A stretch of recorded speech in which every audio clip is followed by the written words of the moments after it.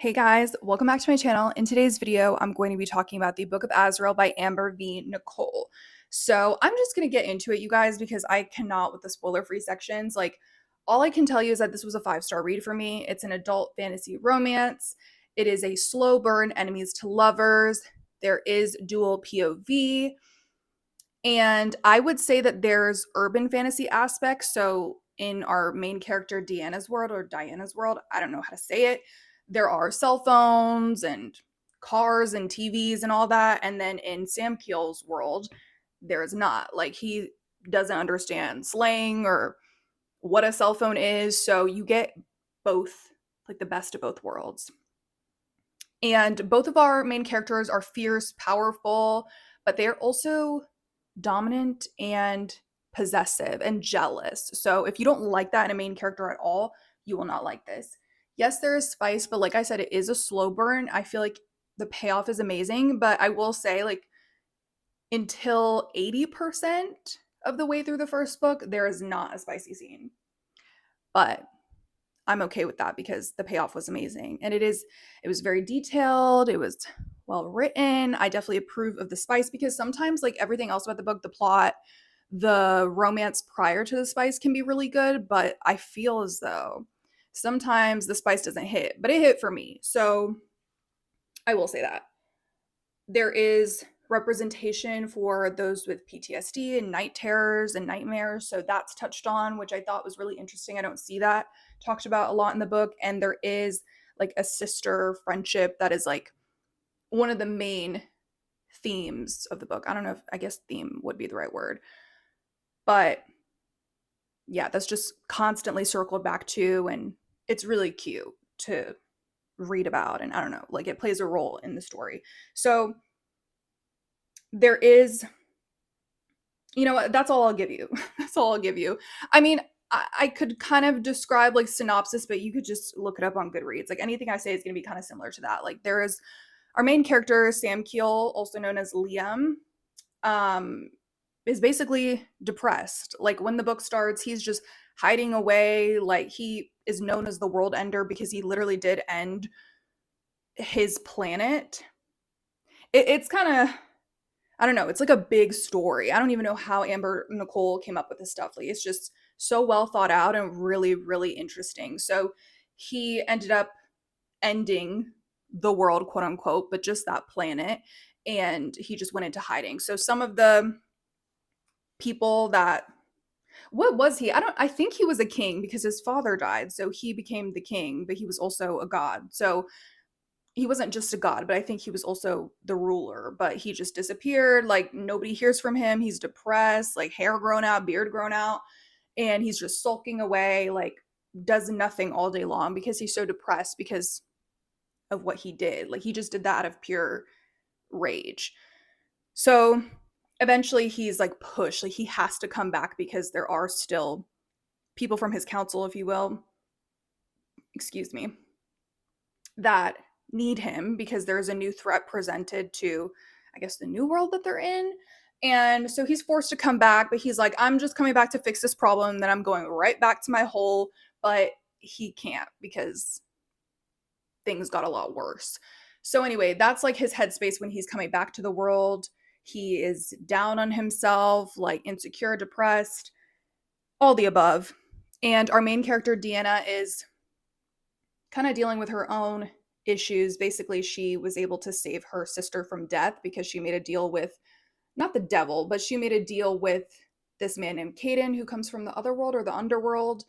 And basically, he turned her into what is called an Igmarithian, I think is what it's called, which is a monster. Like, she has so many powers.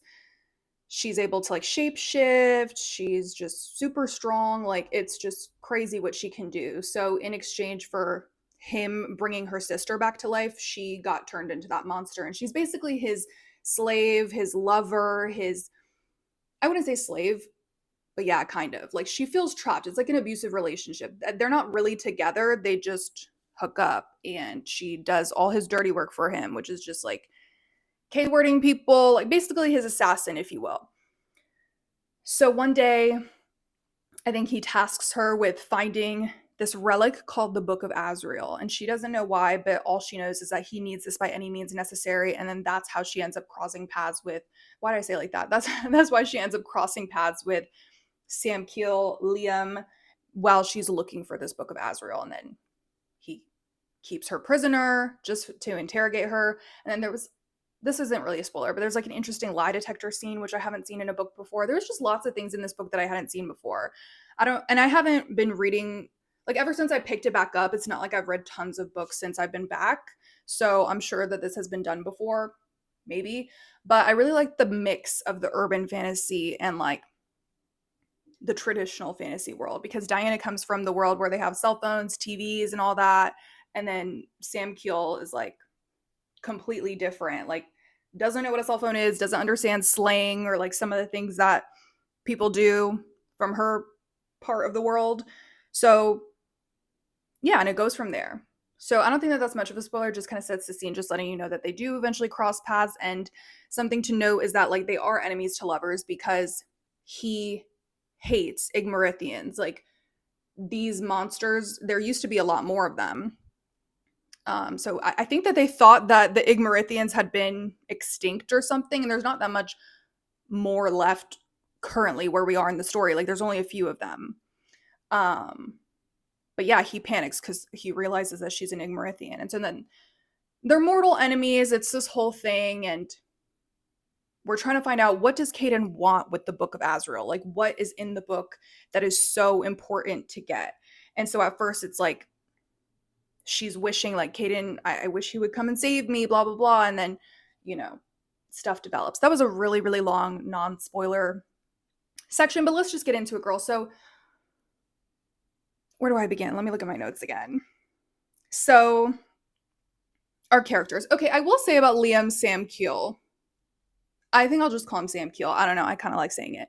So he kind of speaks like an NPC sometimes, which is funny because I know that it's because he's so, I wouldn't even say behind on the times. It's just like he's not from our world. Like, obviously Diana's a little bit more hip, like she'll use certain slang or whatever, but I just find it funny. I mean, even if he is from a traditional fantasy world, maybe it's just the juxtaposition. Maybe it's just having her say something and then him saying something.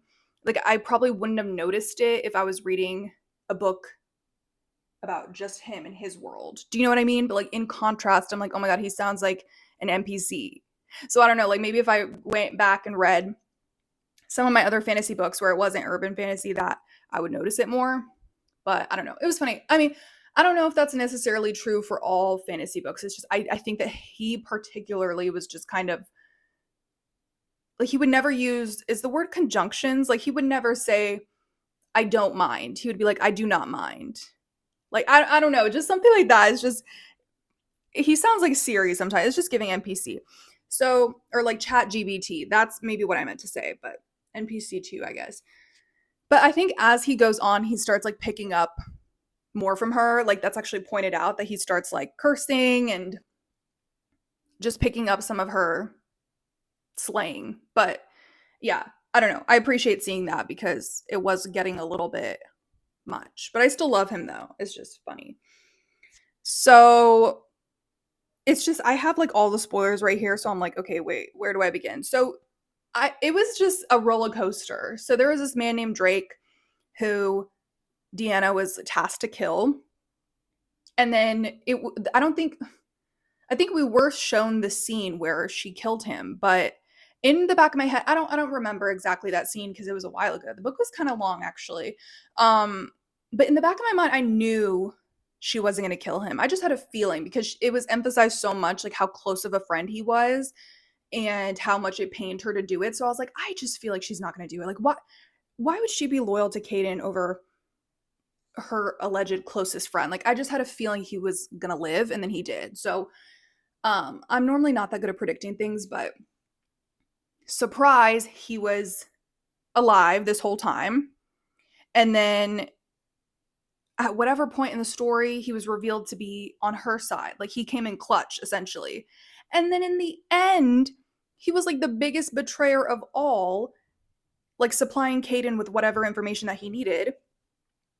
And I don't know, that just kind of made me sick. And I'm just kind of confused. Like, Like nobody cared about her. I was confused. And then Camilla was there as well. I don't know. I understand that Kaden has a lot of power, so just because they may have given him some information or they were there at the end sequence, like I know that doesn't necessarily like mean that they betrayed her, because I feel like he could have been threatening their families or like tortured them. Like, who even knows the context? Or maybe they're playing the long game. Like, that's what I'm hoping, especially with Drake, because I'm like, okay, did we just throw away this entire friendship? Like, it's kind of hard for me to believe. Like, I love a good betrayal in a show, movie, book, but sometimes when it doesn't make sense, or like I need a reason, like I need to know if Drake's, surely his life was threatened. We all know how scary Kaden is. But yeah, I don't know. I don't know. So that's like really, really upsetting. Um, so let's just talk about the end, y'all. So Kaden, I love when an author makes a villain truly deplorable and disgusting. Like, I love that actually. And I love a morally gray villain, and I love a, like, they had a sad childhood, so this is why they are who they are, and like maybe they'll have a chance for redemption. Like, I like all of that. Okay, there's a time and a place. But sometimes it gets annoying hearing about that. Like, okay, so bad guy gone good. Okay. But when a bad guy is just, like I said, deplorable, and they are just more awful than I could have even imagined, it's gonna hit different. I don't, it just, it creates such a problem. It's just, I don't know. Like, a villain is supposed to be a villain. So sometimes when they really go all out, it is crazy. So, and I knew Kaden was emotionless, evil. I knew all of that. So it didn't surprise me what happened. Well, it kind of did surprise me. Like, I did not expect like him to be broadcasted on the TV, like saying all this mean, horrible stuff. And don't get me started on what he did, y'all. Like, he just executed Gabby like that. Like, I was like, listen. Like, I'm sure a lot of people expected that to happen, but I didn't. Okay, so that's what I'm talking about. Like, I did not expect that because, first of all, it was the last bargaining chip. So I thought, because it was a bargaining chip, and because I thought maybe there's a chance he cared about Dianna in like some small way, because think about it, he's doing this all for Dianna. So I thought there's no way he would cross that line. I really thought that. But maybe he was just like, she's so far gone, I'm punishing her. But he still wants her. Like, at the end of the day, he did all this because he cares and because he wants her. So, like, do we think he was just like, F it, like, there's no more hope for her? And what is his end goal? Like, I'm just gonna keep her prisoner and have her live a miserable life with me? Like, do you know what I mean? Like, I still thought, because in the past he has given Gabby protection, right? Like, this whole time, like, hasn't touched her. I just, I was gagged. I really was. Like, I thought, like, because I've seen this trope so many times of like a villain having a soft spot, or like they're evil, but they're not gonna stoop that low. Like, at least sometimes, or frequently, I notice this in books. But this was like no mercy. And not even just the fact that she died, y'all. It's the fact that he did this on TV and put it all over the place so everyone could witness that. Like, that, do you guys realize, like, think about if that were real life? Like, that is so demoralizing and disgusting. Like, not only was he verbally dragging her, Dianna, and threatening her, but then he executes her sister on live television for everyone to see. And listen, I feel like, I don't know for sure, but my theory is that some, like, maybe he's gonna hold the resurrection over her head. Like, because think about it, Tobias is like one of his right hand men. Maybe he will bring Gabby back to life, and like that's the bargaining chip now. But I'm like, then what was the point of killing her? Um, I don't know. And just knowing that Dianna was resurrected when Liam didn't think that that was possible. Like maybe Liam is going to be able to do it for Gabby. That's my hope. Okay, I feel two ways about it. Because I feel like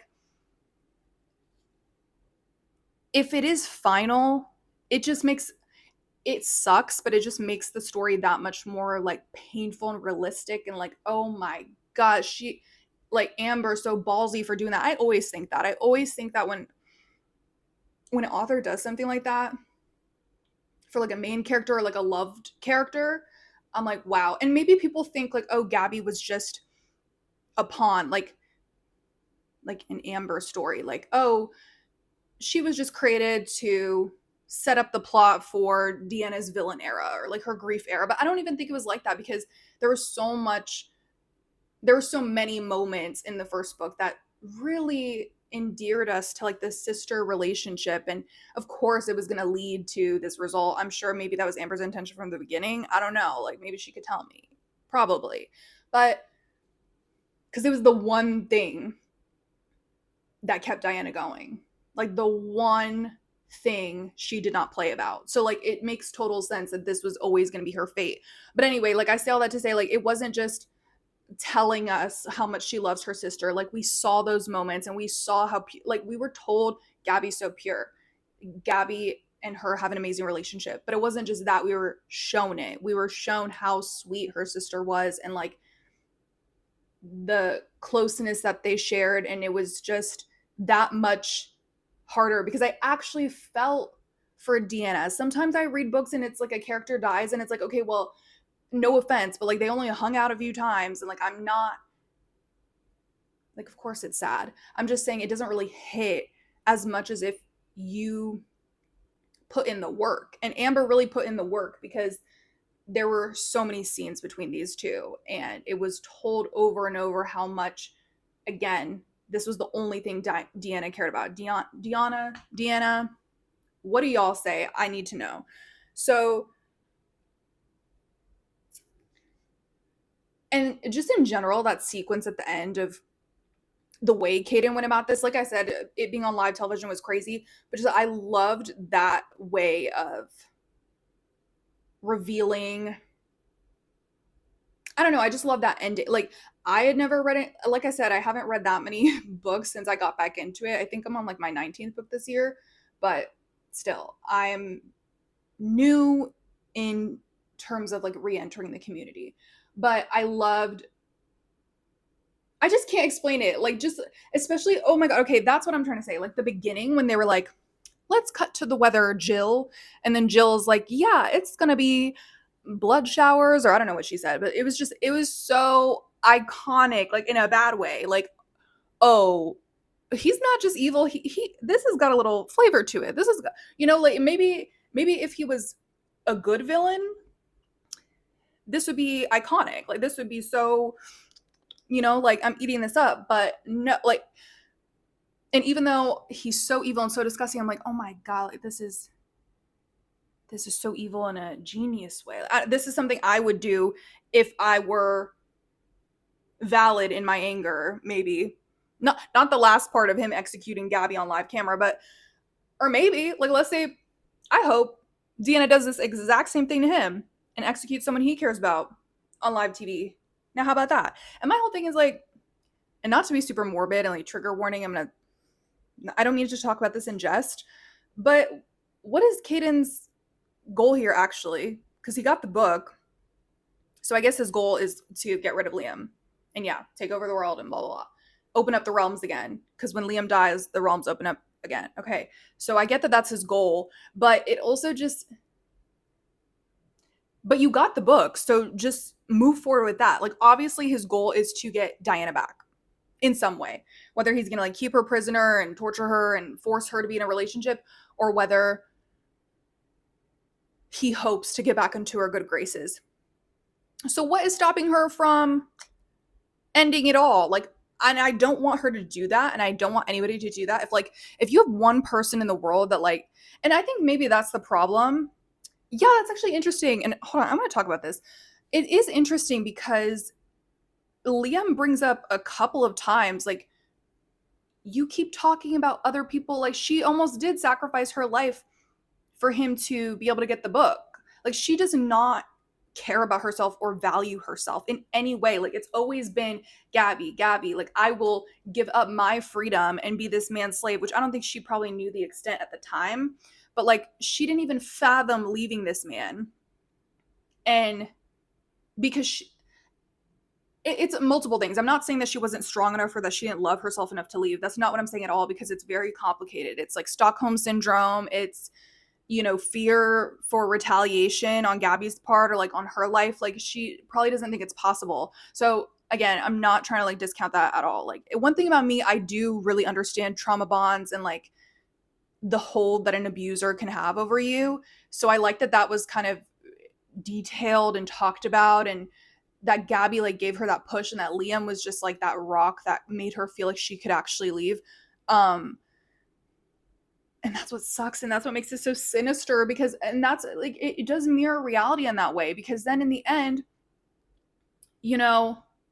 men, not all men, whatever, sometimes women, but like people will do stuff like that out of retaliation. Like, people are always like, just leave, just leave. So she did leave, but he did not stop looking for her. And like everybody says, like, he's not going to give up.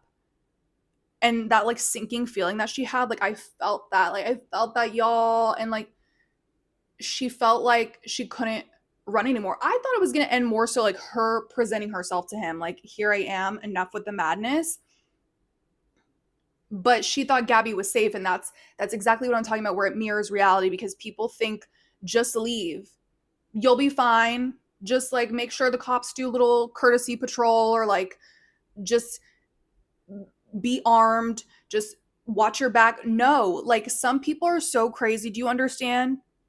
Like, this isn't even a book at this point. Maybe not on live TV, like whatever, executing your sister on live TV, but men will really do. When I say men, I don't mean all men, okay? But let's just be honest that it is majority men committing violent crimes or domestic crimes. And so a man will dead serious kill someone that is close to you, that you value, if not the victim themselves, in order to prove a point. So people want to act like it's so easy for a victim to leave. It's, even if they're able to physically leave, the emotional trauma, and like I said, the trauma bond, the Stockholm syndrome, like, it's so hard because that person hurt you so bad, you feel like they're the only one who could fix it. So you want to go back to them continuously, like, so that, because no one else can fix it. Maybe you could fix it in your own heart, but that is extremely hard to do. And sometimes you're not able to like I'm like going on a tangent. Sometimes you're not able to separate the good and the bad in someone. Like, okay, but 70% of the time he's like the sweetest guy, or like Kaden saved her sister's life, and like is maybe a great lover, which she never said that, but like something like that. And then it's so easy to try and ignore the bad stuff. Anyway, that was some preaching there. Yeah, so in the end, I couldn't believe that happened, but like I said, it does mirror reality, so I should have expected that. But I did expect Dianna to present herself to Kaden, and she's been so self-sacrificial. I'm not saying she should have done that, but I just kind of expected her to do that. So I guess that shows her growth.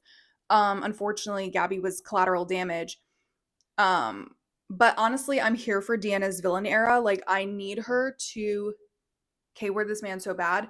It is tripping me up. Like, now we're finding out that they're all centuries older than Liam, which kind of freaks me out, because I always thought like Liam's the strongest, the baddest, like he's gonna protect us all. And now it's like, oh wait, he's significantly younger than them. They're kings and queens. I'm like, oh my god, so Kaden is scarier than we thought. Like, I already knew Kaden was extremely powerful. I knew it would be like a good fight between him and Liam. But now I'm like, oh, it's bad for Liam. Like, especially with the book of Azrael in his hands. It's like, oh, like there's like layers to this. Like, this was so well done. I can't stand it. So let's talk about the romance really quick. So I loved the slow burn. I really liked the enemies to lovers. I think that, the relationship building, very, very well done. Like, they just bonded, they were vulnerable with each other. It was so pure, like really helping each other through their traumas. And let me just say, sometimes I do get annoyed with, and I don't mean this in a bad way. Like I'm not saying anybody's a burden, but sometimes it feels like, okay, this person is dealing with so much. Like maybe you should wait. Genuinely serious. Like maybe it's not the right time to be in a relationship, especially if the person is like not self-aware. But Liam does seem to be self-aware, and I think that this relationship is just beautiful because I feel like Dianna had been through something similar with her own nightmares and night terrors, and it just feels like she's equipped to help him with this. He's going to need to want to help himself, and I don't appreciate when he's like, it's hard because like the night terrors are sometimes so bad. Like I think he ended up, I don't think he strangled her, but he like left bruises on her. Like it was just, it was a mess. And I know that that happens in real life to some people. Like if someone's going through the night terrors and they're like going crazy in their bed, and it's just, I'm sure that could be triggering for some readers. So I just want to warn you. Um, and I think if it ends up being abusive, like out, it's just very difficult. It's very difficult, but yeah, I don't know. I just felt scared for Dianna. I was really hoping like hopefully he gets a grip on this, and it seems like she's been helping him, but then he says that this one recurring nightmare he still has. So anyway, I just hope that like he's able to, maybe they need to sleep in separate rooms. Like something needs to happen so that something like that doesn't happen again. Although he's able to heal her really well and she's strong, like the only way she could die is like by getting her heart taken out and all that. Like I get all that, but it's still not okay if she has to deal with that stuff. Like she can't be the collateral damage. But besides that, like I'm not trying to paint him as a villain. That's something that he struggles with, but I just hope that it does get better. But anyway, it's interesting because like he is dealing with so much grief, and now this is kind of setting us up for him to be the one like taking care of her while she's throwing like all of her burdens and traumas on him, which it is a little bit toxic in that way, but like I think it can be so beautiful if both people are self-aware and wanting to work on things and like make it out the other side, and like it doesn't become abusive. Like I don't know, but I started book 2 and she's a little out of control, like I don't know. But that's what I like, is that I guess they're both morally gray.